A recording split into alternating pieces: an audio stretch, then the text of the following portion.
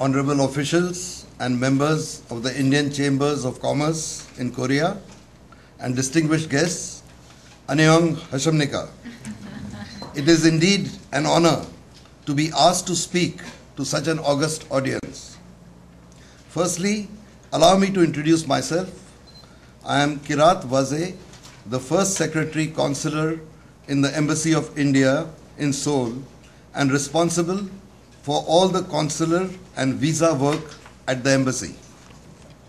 정부 관계자 주한인도상공회의소 회원과 기빈 여러분 안녕하십니까? 훌륭하신 분들 앞에서 이야기하게 되어 영광입니다. 우선 제 소개를 하겠습니다. 저는 인도 대사관 1등 서기관 키랏 바제입니다. 대사관에서 영사 업무와 비자를 담당하는 총 책임자입니다. Today I will give you an introductory talk on the visas required for entering India and procedures. Since the topic is vast and the time is too short to cover the entire subject, I will deal with business visas in detail and others in passing. 오늘 인도 입국 시 필요한 비자와 절차에 대해서 말씀드리도록 하겠습니다. 방대한 주제에 비해 시간이 짧은 관계로 상용 비자에 대해 자세히 설명드리고 다음으로 그 밖의 비자에 대해 간단히 설명드리도록 하겠습니다. I know many of the distinguished audience may like to clarify a few points, so after speaking for 15 to 20 minutes, I will have 10 to 15 minutes to try and answer your questions. I have given a handout on the conditions of eligibility and documents required for a business visa to India for your convenience. 명확한 설명을 원하는 분들이 많을 것이라 생각되므로 발표가 끝난 후 10분에서 15분가량 여러분의 질문에 답변드리도록 하겠습니다. 편의를 위해 상용 비자 요건과 서류에 대해 유인물을 배포했습니다. During my talk, as also during the question and answer session, my talk will be translated in Korean by my able assistant, Ms. Nam. 질의응답 시간에 제 답변은 영사과 직원인 남부현 씨가 한국어로 설명할 것입니다. Right. Before we get on to the subject of the visa related issues proper, it is important to understand that visas are related to the relationship between the two countries. 지금 양국 간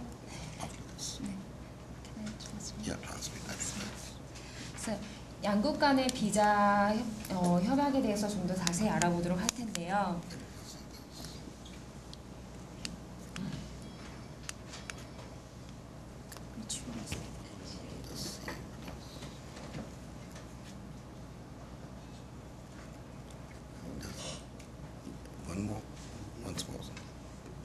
Once more. Okay. Now, firstly, I will speak about the SIPA status. That is the status between the Comprehensive Economic Partnership Agreement between Korea and India. You can see that it is listed out on the right in Korean. What I want to bring out here is that the Comprehensive Economic Partnership Agreement came into force in January 2010. Now, as you see on the view foil, you can make out that from the effect which the visas, it has had on the visa position. In 2009, the number of visas which were issued were 55,033, out of which 10,030 were business and employment visas. With the coming in of the SIPA agreement, you see that the number of visas issued in 2010, they have crossed 80,000, out of which 30,000 were business and employment visas, which is a jump of nearly 40%, as has been mentioned out here. Now, with this projections, we feel that in 2011, the projected increase is 25 to 30%. That means we will cross the 100,000 mark. And if we go by the same logic, by 2014, you will have at least 200,000 to 250,000 Koreans who are going every year to India. Now, what do these figures say? This has been given in Korean, but what do these figures say? I'll tell you, sir. Okay. Now there are 4 issues which require considering. Firstly, need for people for both countries to know more about the other countries' visa procedures. 일단은 2010년 1월부로 협약이 체결된 세파 협정으로 인해서 양국 간의 그 비자가 좀 더 간소화되고 비자 절차가 달라졌는데 그거에 대해서 영사님께서 하나씩 설명드리도록 하신다고 합니다. 그 양국 국민들은 비자 신청 발급 과정을 더 잘 알 필요가 있다고 하십니다. Now, second would be to make the procedures of getting visa more simpler. 그래서 비자 신청과 발급 과정을 좀 더 간소화시켰다고 하십니다. Third, to increase visa applicants' knowledge on the visa rules to avoid problems in India. 인도에서 일어날 문제를 피하기 위해서 비자 신청인들은 비자 규정에 대해서 지식을 늘려야 한다고 하셨고요. And prepare for a 100% increase to the visa applications, like I have said, in 3 years' time by 2014. 2014년까지 3년 이내 비자 신청 건수가 지금보다 100% 늘어날 것을 대비하여야 한다고 하셨습니다. So what have we done about it? Now we come to this slide. What are the issues that we have considered in the embassy to be able to look at the vision of the increase in visas? Firstly, liberal issue of visas and not restrictive. I will explain this to you, please, in a few. You consider this. India has a population of 1,200 million people, 1.2 billion. Korea has a population of roughly 50 million. The number of visas which we have issued to the Republic of Korea or nationals of the Republic of Korea is 80,000 visas last year. The comparative figure is 40,000 visas issued by the ROK embassy to Indians for Korea. So when I say liberal, what I mean to say is in relation to the population, we have a liberal visa policy. Please. 저희 인도와 한국 인도 비자의 전반적인 제도가 비자 발급이 완화가 되었다는 말씀을 한 예로 들어주셨는데요. 작년에 저희 인도 대사관에서 한국 국민 5천만을 대상으로 약 8만 건의 인도 비자를 이슈한 데 반해서 인도에 있는 한국 대사관에서는 약 10여 인도 인구에 비해서 한국 비자를 4만 건만 발급해 주셨다고 하세요. 그래서 이거는 아마 비율로 따져도 한국에 있는 인도 대사관 저희 쪽에서 좀 더 완화된 제도로 인해서 비자를 많이 발급해 주신 게 아닌가 하는 그런 말씀을 하십니다. Take the number of visas issued in January and February 2011 now. It exceeds 300 visas per day.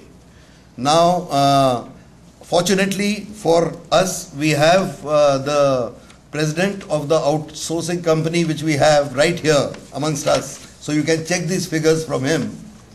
There is no other embassy as of today in Seoul, and I will take this on, which has got a comparable number of visas which have been issued, and I will come subsequently to the time taken for these visas to be given back to the individual. Once he has given his application, to the time he gets his visa, I will request this august audience here to compare it with any other embassy in Seoul. Whether anybody in January and February has got 300 visas a day, and if the applicant has given a visa today, tomorrow evening the visa is delivered to him. Go ahead. 지금 앞에 슬라이드에 보여주신 내용을 아마 자세하게 설명하신 것 같은데요. 저희 인도 대사관에서는 하루에 올해 1월, 2월 중 하루에 300건 이상의 비자를 발급을 했어요. 그러니까 그냥 기본적인 수치가 300건이지 저희가 실질적으로 평균적으로는 하루에 500건 이상의 비자를 발급을 했는데요. 이거는 지금 이 자리 현재 참석하고 계시는 TT 서비스 저희 사장님도 이 자리에 참석을 하고 계시거든요. 그분한테도 확인을 하실 수 있으신 내용이고요. Okay. Next we come to the steps. We are still in the steps that we have taken to ensure that we are catering for the future. Outsourcing, keeping the sensibilities of the nationals of the Republic of Korea in mind. Republic of Korea is one of the 20 countries in which the Indian Ministry of Foreign Affairs has introduced outsourcing of their visas. It has not been done in every country. It has been done only with countries which we have got close relationship, in which we have seen that the number of visas are expanding. So the Republic of Korea is one of the countries in which we have done outsourcing, which means that the applicant who is from the Republic of Korea is right in his own country. He goes so that he has got no difficulties as far as the language is concerned or asking questions is concerned. He can go to the outsourcing agency which is run by the Koreans themselves, and once the application has been processed, we get it to the embassy for putting the visa sticker onto the passport. Please. 지금 인도 정부에서 인도 비자 외주 업체를 준 나라는 약 20여 개국밖에 안 되는데요. 그 중에 한국이 포함되어 있을 정도로 한국은 앞으로 그 비자 건수가 좀 더 증가될 것으로 기대되는 나라 중에 하나라고 하셨습니다. 그래서 저희가 인도 대사관 쪽에서는 그 신청인들의 편의를 위해서 의사소통 문제나 다른 불편 사항들을 해결하기 위해서 한국 그 외주 업체를 선정을 해서 지금 운영하고 계시다고 합니다.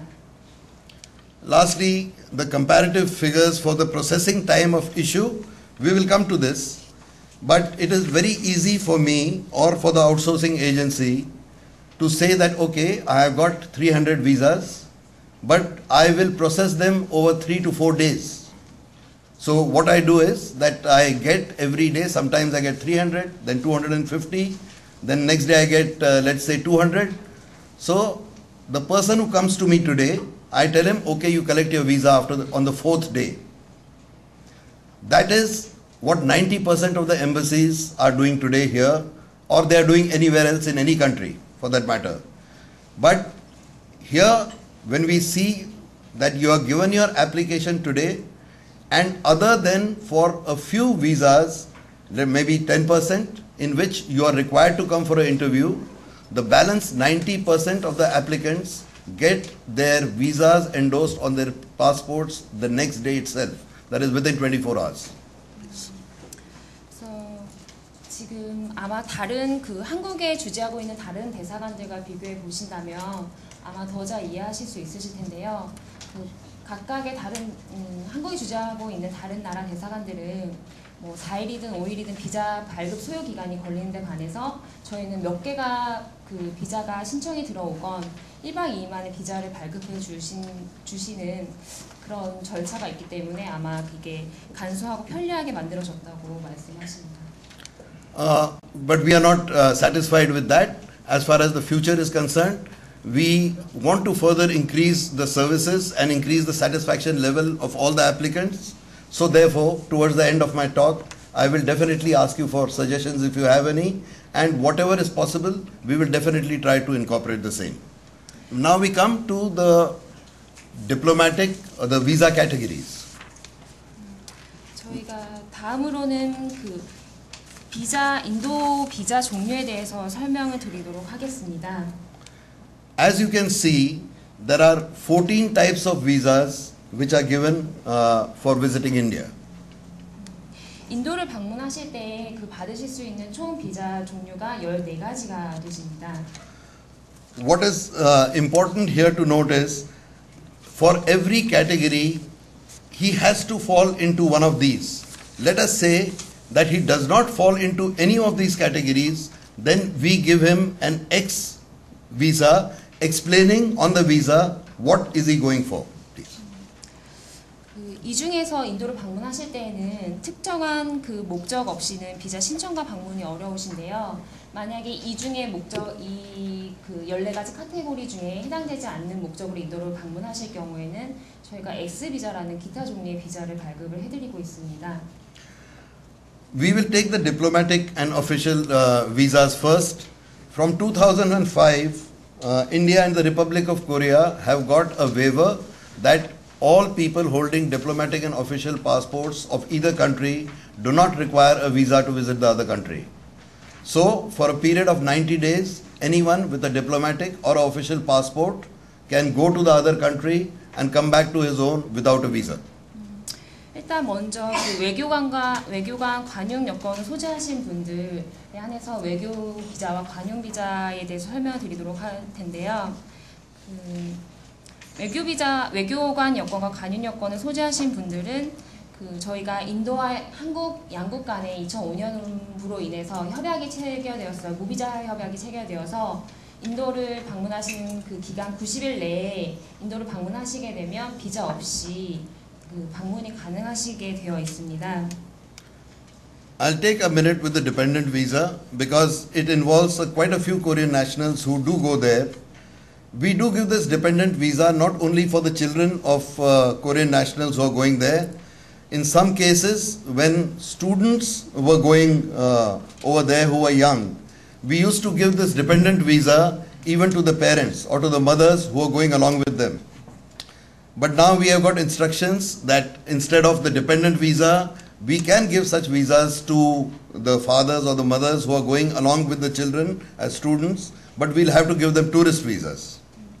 저희가 발급하고 있는 그 동반 비자는 현재까지는 그 취업이나 비즈니스 상용 비자를 소지하신 분들의 가족분들이 같이 인도를 함께 가실 경우에 발급해드리거나 아니면 학생 비자를 소지하고 계신 학생분들이 가실 때 부모님들이 같이 함께 동반하실 때 발급해드렸는데요.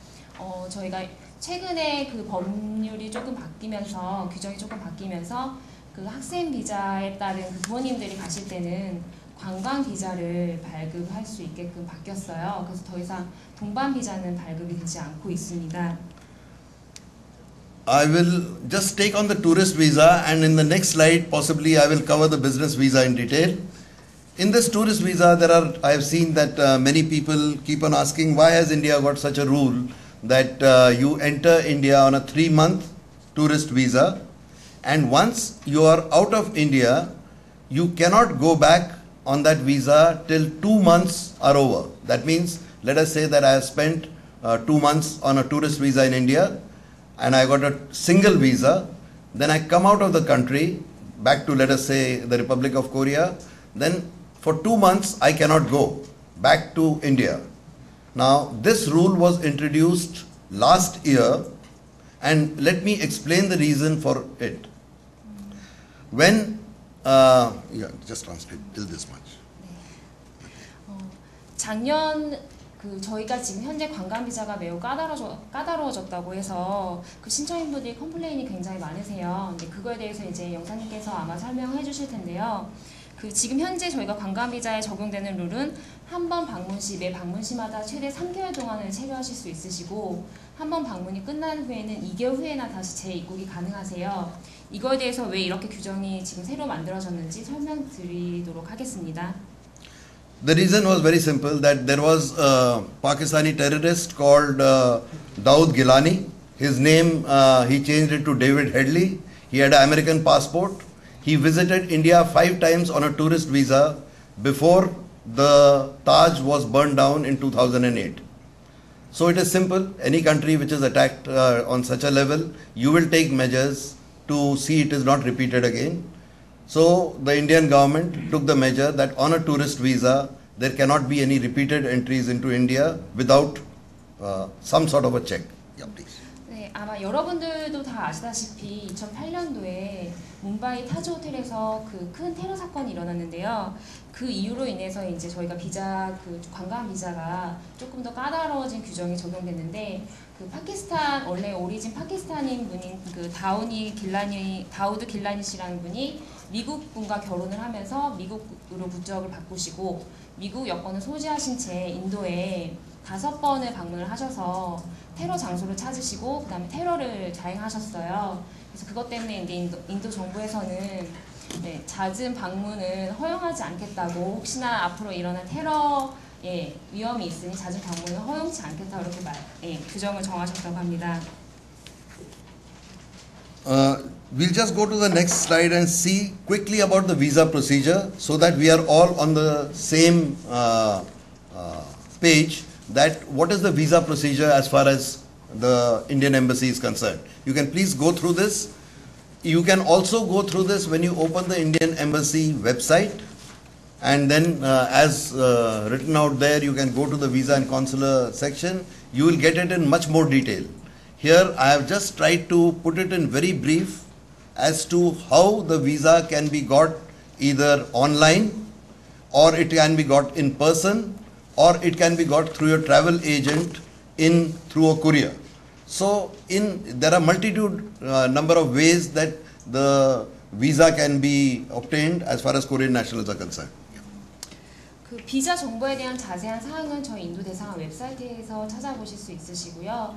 그 다른 저희 영사님께서 말씀하시는 게 그 이제는 다양한 방법으로, 이전에는 직접 오셔서 방문하셔서만 비자 접수가 가능했는데 이제는 뭐 택배 수령이나 온라인 접수나 아니면 여행사를 통한 다양한 방법으로 그 비자를 접수하실 수 있게끔 그 방안이 만들어졌다고 하셨습니다. In my next and last slide, I will come now to the may we have the next slide, sir? Now I just listed out a couple of issues out here. I will put some problem areas which are there, and I will try and give you also what is both sides of the story. We will take the business visa issue. We will take it in the end. Let me tell you about problems with immigration in India and visa extension in India.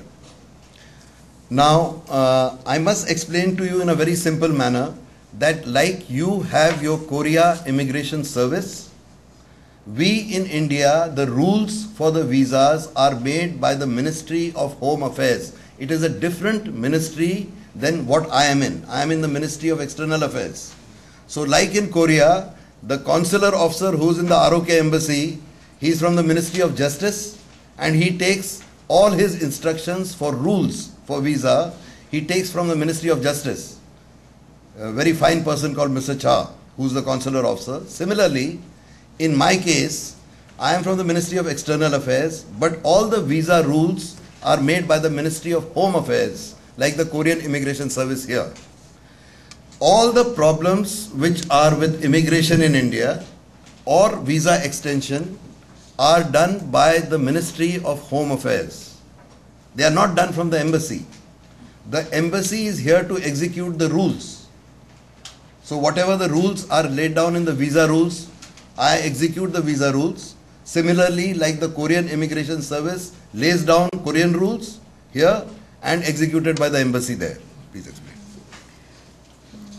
이러한 비자 문제는 지금 한국에서는 한국에서는 출입국 관리 사무소에서 담당하는 것과 같이 인도 비자 문제는 인도 내에서 내무부 산하에 있는 FRRO에서 담당을 하고 있는데요. 저희 대사관 그 소속으로 계시는 대사관 외교관분들은 특히 영사님은 외무부 소속이시기 때문에 비자를 규정을 바꾸나 이러한 능력이 없으시고 그냥 이제 비자 내무부에서 정해주는 비자 룰을 그냥 따르셔서 그 비자를 발급을 해드리고 있다고 하세요.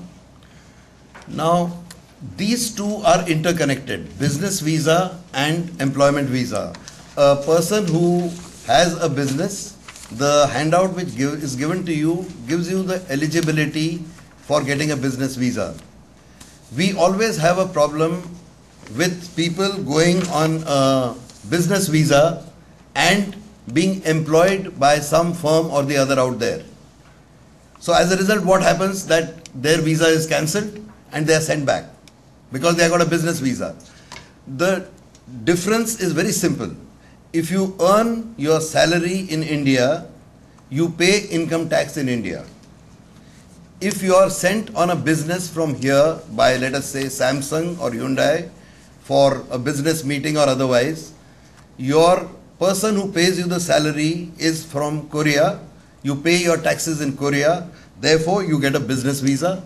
If you go and work in India, which is your salary is drawn from India, then you pay the income tax in India. This is a worldwide accepted rule.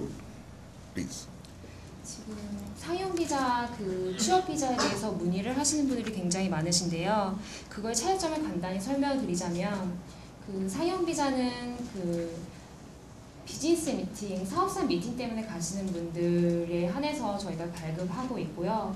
그 사업사 미팅으로 가시는 분들이라 치면 한국에서 회사를 다니고 계시면서 한국에서 급여를 받으시면서 잠시 인도를 방문하시는 분들한테는 저희가 상영 비자를 발급해 드리고 있고요. 취업 비자 같은 경우에 인도에서 급여를 받으시고 인도에서 세금을 내셔야 하는 분들이 취업 비자를 받으셔야 되는 케이스입니다. Before I come to the questions and answers, I would like to say that for the business community, the ambassador has kindly extended, it is under consideration as to how we can fast track the visas which are meant for businessmen, and what are the other steps that can be taken in consultation with our outsourcing service. We will have the maximum possible latitude for business persons to get visas. And now, after she has translated what I have just said, then we can take on any specific questions, whether they are personal or as a collective group for businessmen or for employees. If there are any visa problems, I'll please try and take them on. 일단은 저희 대사님과 대사관 관계자분들은 저희 사업하시는 분들이나 비즈니스맨들 분들에게 더 많은 비자를 발급해주기 위해서 많은 노력을 하고 계시고 좀 더 개선된 방안을 찾고자 지금 열심히 노력하고 계신데요. 혹시나 그 비자에 대해서 문의가 있으시면 손들고 말씀해 주시면 저희가 답변해 드리겠습니다.